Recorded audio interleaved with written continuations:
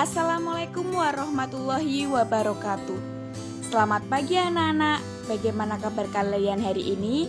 Semoga kalian tetap sehat dan semangat untuk melakukan pembelajaran daring bahasa Indonesia hari ini.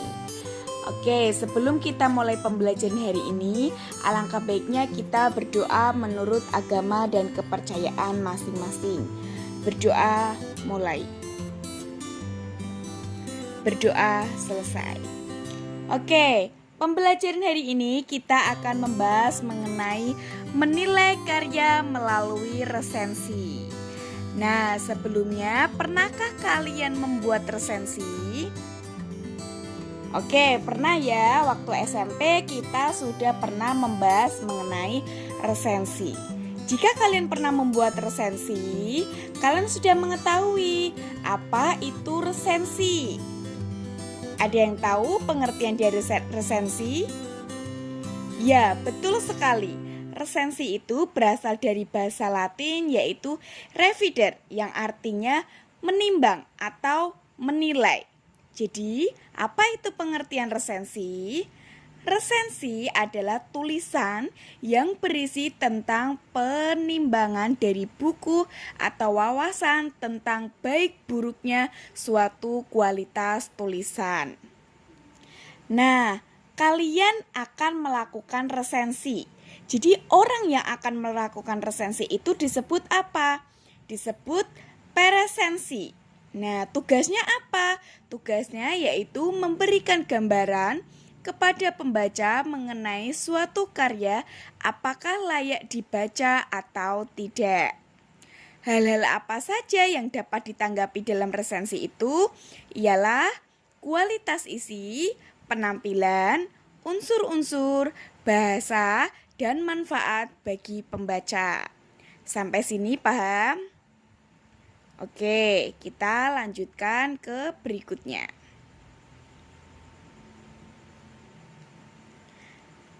Nah, tujuan menulis resensi itu apa saja?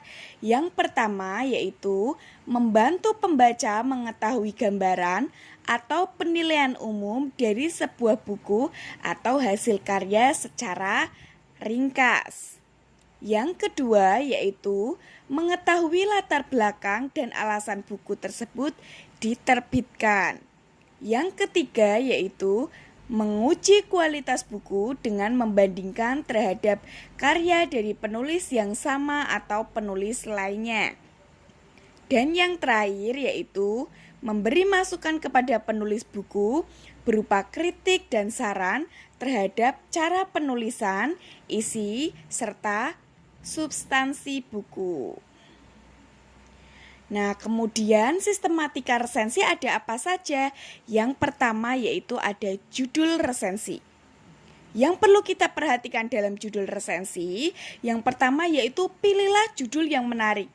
Jadi, yang perlu kalian ingat, judul resensi itu berbeda dengan judul karyanya yang akan diresensi. Sampai sini paham ya? Jadi ketika kalian akan meresensi itu judul resensinya berbeda dengan judul suatu karya yang akan kalian resensi. Berikutnya yaitu ada identitas karya yang diresensi. Nah, identitas karya yang diresensi ini sesuai dengan karya yang akan kalian resensi. Misalnya kalian akan meresensi buku. Jadi identitas apa saja yang ada di buku tersebut yaitu harus ditulis. Itu namanya identitas karya yang diresensi. Berikutnya yaitu pendahuluan. Nah, di dalam pendahuluan ini kalian mulai memperkenalkan pengarangnya, tujuan pengarang buku, dan lain sebagainya.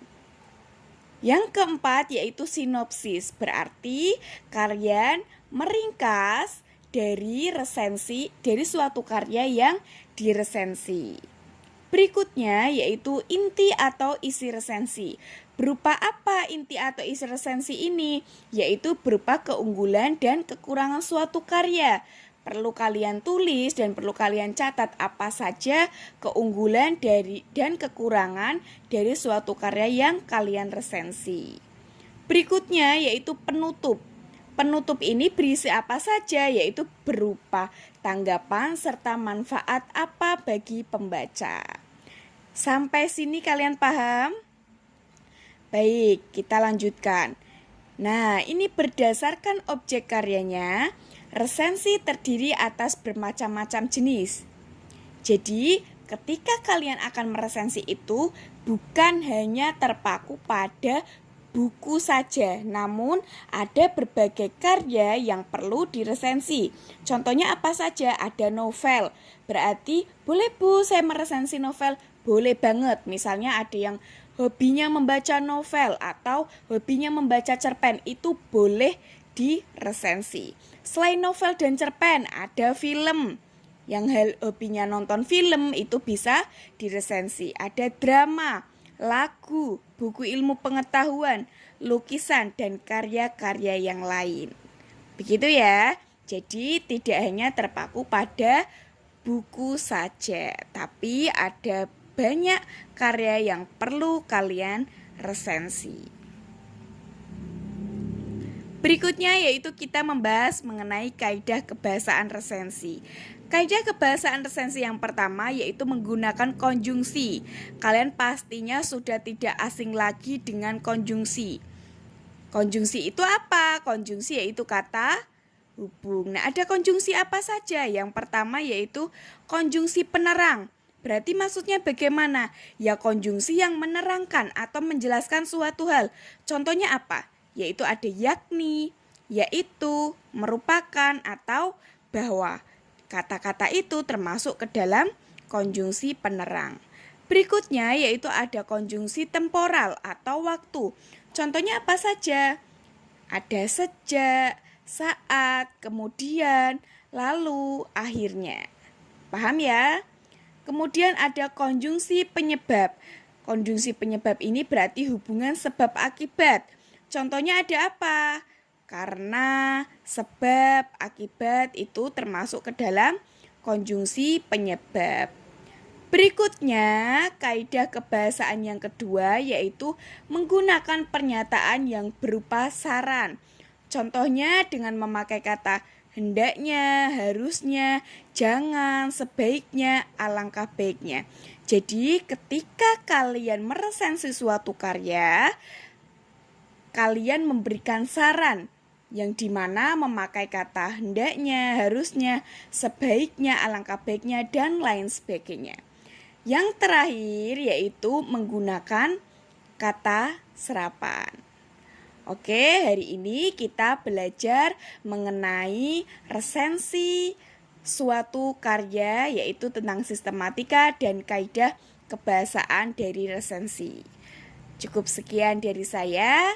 Selanjutnya kalian bisa berlatih untuk meresensi suatu karya. Bisa dari novel, cerpen, film, lagu, dan lain sebagainya. Terima kasih, semoga bermanfaat. Wassalamualaikum warahmatullahi wabarakatuh.